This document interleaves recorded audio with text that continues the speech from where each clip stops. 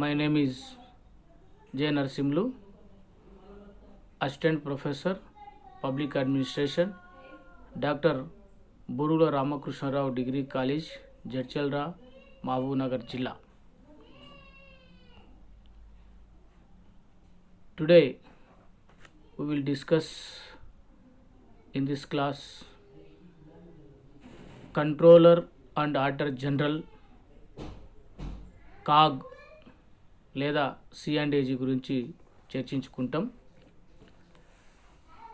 భారత రాజ్యాంగంలో 5వ భాగంలో 148 నిబంధన నుండి 151 నిబంధనలో సిఎండిఏజీ గురించి, కాగ్ గురించి, ఆయన పదవి నియామకం, పదవి ప్రమాణ స్వీకారం, జీతభత్యాలు, పదవీ కాలంకు సంబంధించినటువంటి అంశాలు, అధికారాలు, విధులకు సంబంధించిన అంశాలని పేర్కొనడం జరిగింది.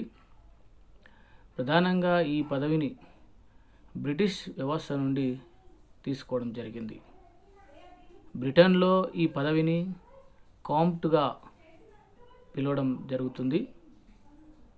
అయితే ప్రధానంగా సిఎండిఏజీ యొక్క పదవి అత్యంత ప్రధానమైనటువంటిది భారతదేశ వ్యవస్థలో.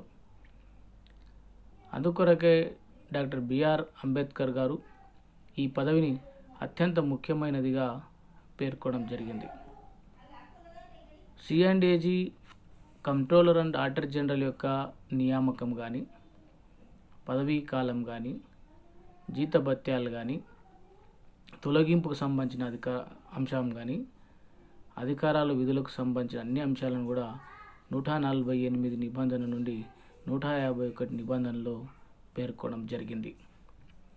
మరి ఈయనని నియామకం ఎట్లా జరుగుతుంది అన్నప్పుడు 148 క్లాజ్ 1 ప్రకరణ ప్రకారం రాష్ట్రపతి నియమించడం అనేది జరుగుతూ ఉంది.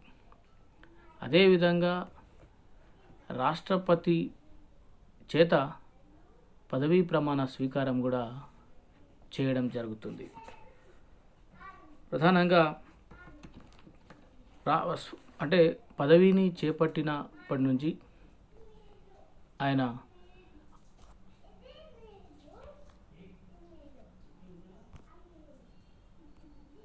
ఆరు సంవత్సరాలు లేదా 65 సంవత్సరాలు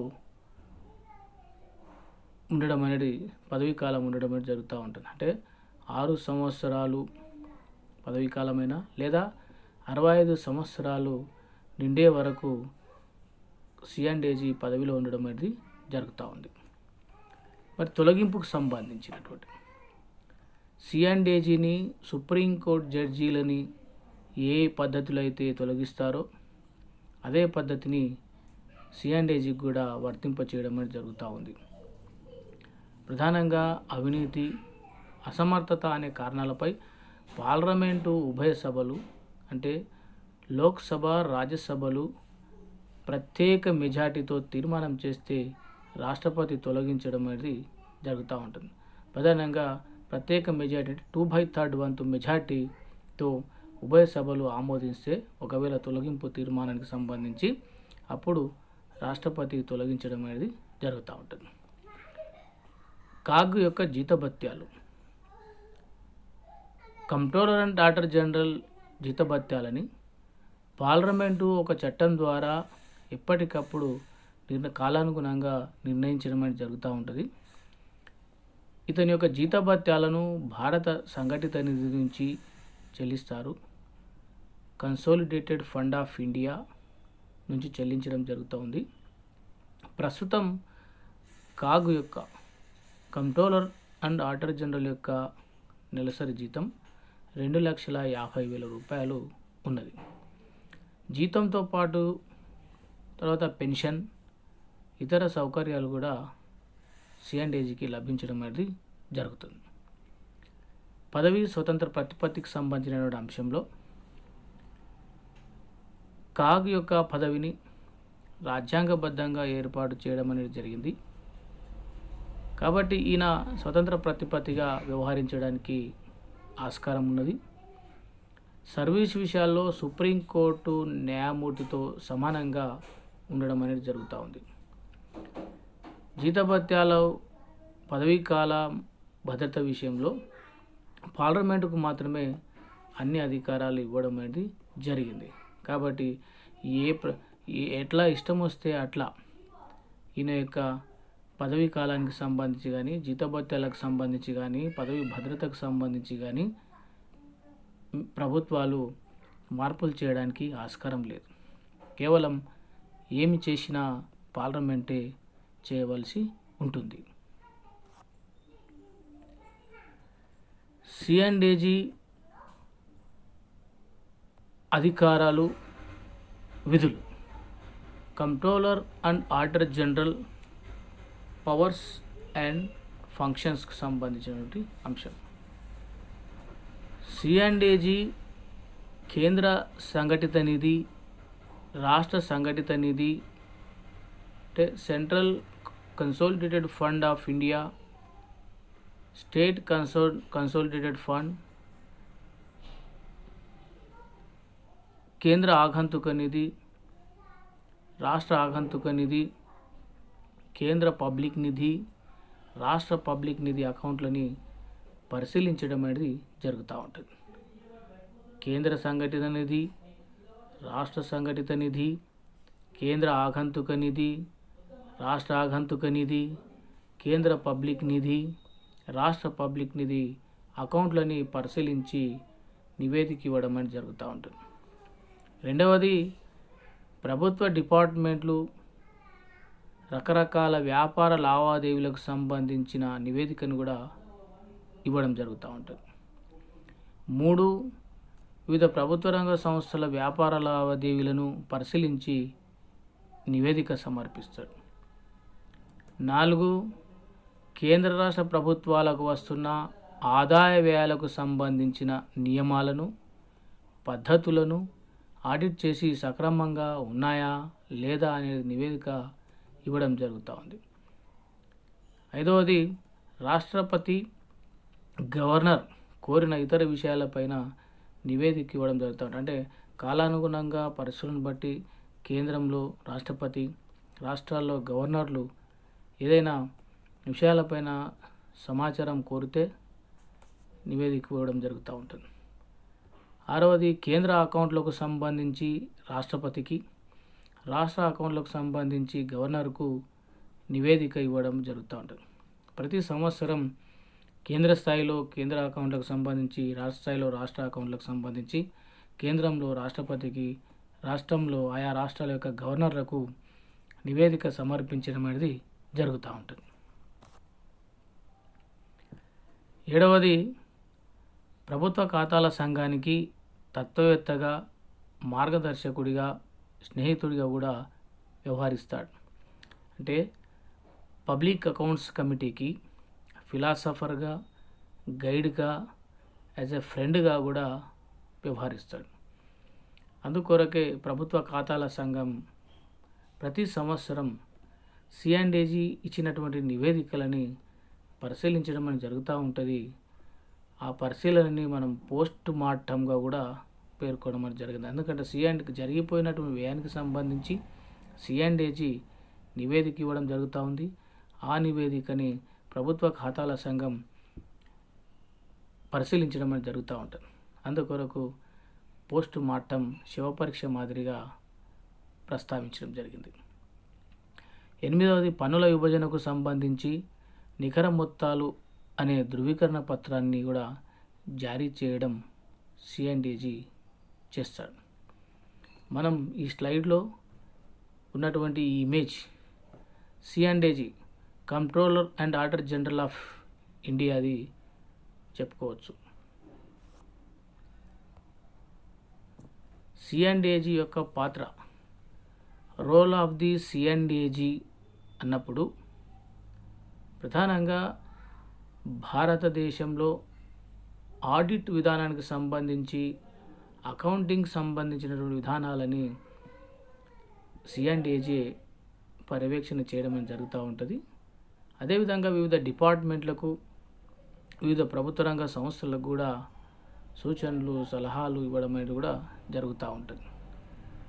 అదేవిధంగా భారతదేశ ఆర్థిక వ్యవస్థలో విత్తపాలనకు సంబంధించి రాజ్యాంగపరమైన పర్యవేక్షణ చేయడం జరుగుతూ ఉంటుంది. ఎందుకంటే ఆర్టికల్ 148 నుంచి 151 వరకు సిఎన్డిజికి సంబంధించిన అంశాలని ప్రస్తావించడం జరిగింది భారత రాజ్యాంగంలో. కాబట్టి విత్తపాలన అంటే ఫైనాన్షియల్ అడ్మినిస్ట్రేషన్కి సంబంధించి బడ్జెట్కి సంబంధించినటువంటి అన్ని అంశాలని పర్యవేక్షణ చేసే అధికారం సిఎన్డిజికి ఉన్నది. తర్వాత ప్రభుత్వ ఖర్చులకు చట్టబద్ధ ఉన్నది లేనిది పరిశీలించడం కూడా సిఎన్డిజి. అంటే ప్రతి సంవత్సరం బడ్జెట్ని ఆమోదించిన తర్వాత బడ్జెట్ అమలు అంటే పార్లమెంటు ఆమోదించిన రీతిలో బడ్జెట్ జరిగిందా లేదా, and as per rules and regulations ప్రకారంగా ఖర్చులు జరిగినాయా లేవా ప్రభుత్వ ఖర్చులు పరిశీలించేది కూడా సిఎన్డిజి. కొన్ని ప్రభుత్వ కార్పొరేషన్లకు సంబంధించిన అకౌంట్లను నేరుగా ఆడిట్ చేయడం కూడా సిఎన్డిజి చేయడం జరుగుతూ ఉంటుంది. అంటే వేరే ఒకరి ప్రమేయం లేకుండా డైరెక్ట్గా సిఎన్డిజి ఆడిట్ చేయడం అని జరుగుతూ ఉంటుంది. For example Damodar valley corporation, oil and natural gas corporation, air India మొదలైన కార్పొరేషన్లై సిఎన్డిజి నేరుగా ఆడిట్ చేయడం అని జరుగుతూ ఉంటుంది. తర్వాత కాగ్ రాజ్యాంగపరంగా అత్యున్నతమైనటువంటి పదవి.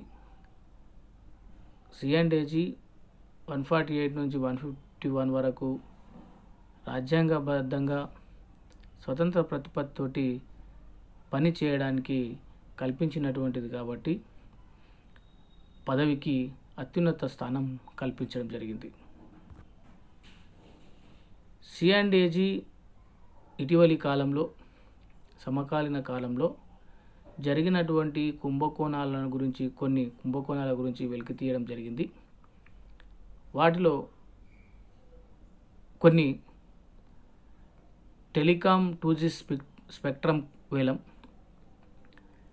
మనం యూపీఏ గవర్నమెంట్ హయాంలో 2G స్పెక్ట్రమ్కి సంబంధించినటువంటి వేలం జరిగింది.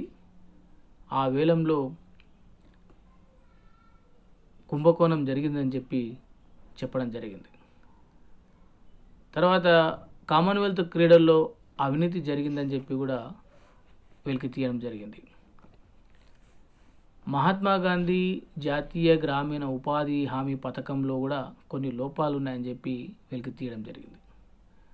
బోఫోర్స్ కుంభకోణంకు సంబంధించి రాజీవ్ గాంధీ ప్రధానమంత్రిగా ఉన్నటువంటి సందర్భంలో బోఫోర్స్ కుంభకోణం అంటే అవి కూడా హెలికాప్టర్లకు యుద్ధ హెలికాప్టర్లకు సంబంధించినటువంటి కుంభకోణం చెప్పడం జరిగింది. ఆగస్టా వెస్ట్‌ల్యాండ్ హెలికాప్టర్ కొనుగోలు ఒప్పందం కూడా తప్పుల తడకగా ఉందని చెప్పి కూడా వెలికి తీయడం జరిగింది. ఇట్లా ప్రభుత్వ చేసే వ్యయాలలో చేసుకునే ఆర్థిక ఒప్పందాలలో ఏమైనా లోటుపాట్లు ఉంటే సిఎన్డిజి కంట్రోలర్ అండ్ ఆడిటర్ జనరల్ తనిఖీ చేసి ఆడిట్ ద్వారా వెలికి తీయడం అనేది జరుగుతూ ఉంటుంది. సిఎన్డిజి గురించి చాలామంది ఆర్థికవేత్తలు, మేధావులు, పండితులు వ్యాఖ్యానాలు చేయడం జరిగింది.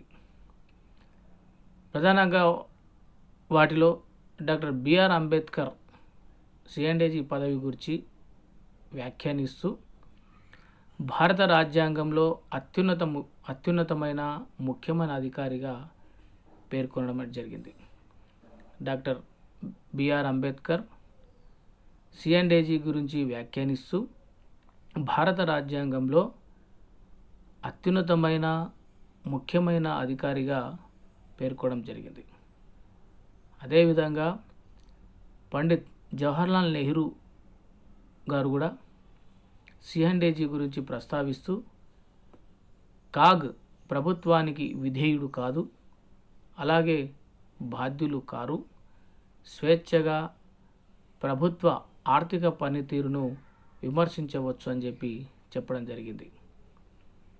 సర్వేపల్లి రాధాకృష్ణన్ వ్యాఖ్యానిస్తూ, అత్యున్నత పదవుల్లో ఉన్నవారిని నొప్పిస్తామన్న భయంతో వాస్తవాన్ని దాచే అవసరం కాగ్కు ఉండదు అని చెప్పి చెప్పడం జరిగింది. అంటే కాగ్ ఎలాంటి దాపరికం లేకుండా, రహస్యం లేకుండా ఉన్నది ఉన్నట్లు వెలికి తీసి నివేదికలు సమర్పించడం అని జరుగుతూ ఉంది. అదేవిధంగా సిఎన్డీజీ గురించి డాక్టర్ బాబు రాజేంద్ర ప్రసాద్ వ్యాఖ్యానిస్తూ, ప్రభుత్వ ఖర్చుపై ప్రతి రూపాయికి సరైన లెక్క ఉండాలి. కాగ్ నివేదిక ప్రభుత్వానికి రుచించకపోవచ్చు, కానీ దేశ విస్తృత ప్రయోజనాల కోసం కాగ్ నిష్పక్షపాతంగా వ్యవహరించాలి. అంటే ఎలాంటి పక్షపాతం లేకుండా నిష్పక్షపాతంగా, అంటే ప్రభుత్వానికి అనుకూలంగా ఉండకుండా ఉన్నది ఉన్నట్లు నిష్పక్షపాతంగా ఆడిట్ చేసి తప్పులని వెలికి తీయడం జరగాలని చెప్పి చెప్పడం జరిగింది.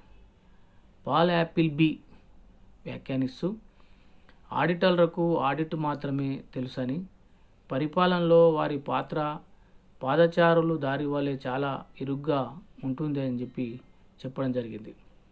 అంటే కేవలం ఆడిటింగ్ చేసేవారికి, ఆడిటర్లకు ఆడిటింగ్కి సంబంధించినటువంటి నిపుణతనే ఉంటుంది. అడ్మినిస్ట్రేషన్లో మాత్రం పాదచారుల దారి వల్లే చాలా ఇరుకుగా ఉంటుంది అని చెప్పి చెప్పడం జరిగింది. ఇట్లా సిఎన్డీజీ గురించి, సిఎన్డీజీ పాత్ర, సిఎన్డీజీ పదవి గురించి, ఆయన యొక్క విధుల అధికారాల గురించి అనేక మంది మేధావులు కూడా వ్యాఖ్యానించడం అనేది మనకు అనిపిస్తూ ఉంది. తర్వాత సిఎన్డీజీ సంబంధించి స్వాతంత్రం వచ్చినప్పటి నుంచి కూడా అనేక మంది పదవులను నిర్వర్తించడం జరిగింది. సిఎన్డీజీలో కంట్రోలర్ అండ్ ఆడిటర్ జనరల్గా పనిచేయడం జరిగింది మన దేశంలో. కాబట్టి మొట్టమొదటి సిఎన్డీజీగా వి నరహరిరావు పనిచేయడం జరిగింది 1948 నుండి 1954 వరకు. రెండవ సిఎన్డీజీగా ఏకే చాంద్ 1954 నుండి 1960 వరకు. మూడవది ఎస్హెచ్కే రామ్ 1960 నుండి 1966 వరకు. నాలుగవది రంగనాథం 1966 నుండి 1972 వరకు. ఏ బక్షి 1972 నుండి 1978 వరకు. జి ప్రకాష్ 1978 నుండి 1984 వరకు. టిఎన్ చతుర్వేది 1984 నుండి 1990 వరకు. సిజే సోమయ్య 1990 నుంచి 1996 వరకు. 9వది వికే షింగ్లు 1996 నుండి 2002 వరకు. విఎన్ కౌల్ 2002 నుండి 2008 వరకు. వినోద్ రాయ్ 2008 నుండి 2013 వరకు. శశికాంత్ శర్మ 2013 నుండి 2017 వరకు. రాజీవ్ మెహరుషి 2017 నుండి 2020 ఆగస్టు 7 వరకు. జీసీ ముర్ము 2020 ఆగస్టు 8 రోజు ఆయన ప్రమాణ స్వీకారం చేయడం జరుగుతూ ఉంది. కాబట్టి ఇప్పుడు ప్రస్తుతం జీసీ ముర్ము కొనసాగడం అనేది జరుగుతూ ఉంది. మనం ఈ స్లైడ్లో ఈ ఫోటో ఇమేజ్ జీసీ ముర్ముగా మనం చెప్పుకోవడం. ఈయన జమ్మూ కాశ్మీర్ లెఫ్టినెంట్ గవర్నర్గా పనిచేయడం అని జరిగింది. రీసెంట్లీ ఈయనని సిఎన్డీజీగా నియామకం చేయడం అనేది జరిగింది. ఆగస్టు 8, 2020 నుండి ఈయన పదవిని చేపట్టబోవడం అనేది జరుగుతూ ఉంది. Thank you.